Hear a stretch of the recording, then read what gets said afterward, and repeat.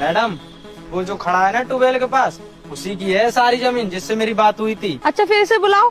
ओए देसी गवार, इधर आ। अबे ओ देसी गवार, इधर आ, मैडम कुछ बात करना चाहती हैं।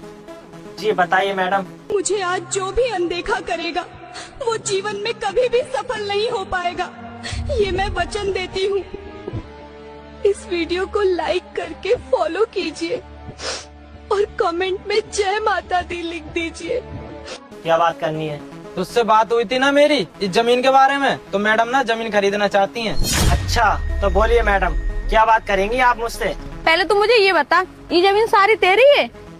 हाँ मैडम, ये सारी जमीन ना मेरी है। कितने पैसे मांग रहा है इसके? पैसे? मैडम मतलब मैं कुछ समझा नहीं।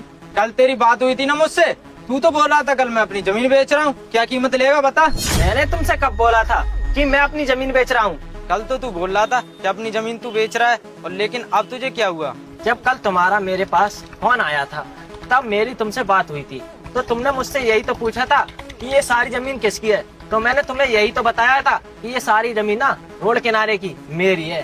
देखो मैं तुमसे अभी कह रहा हूँ, तुम यहाँ से चले जाओ, मैं अपनी जमीन नहीं बेचने वाला। मेरा खामोखा दिमाग खराब करने आ गए तुम लोग यहाँ पर।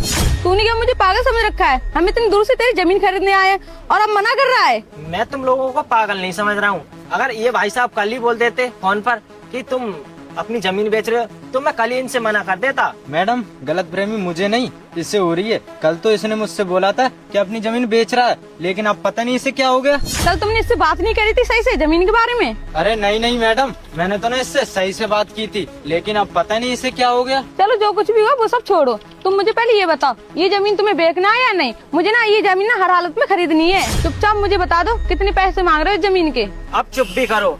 जब मैंने तुमसे एक बार मना कर दिया कि मैं अपनी जमीन नहीं बेचूंगा, तो क्यों जमीन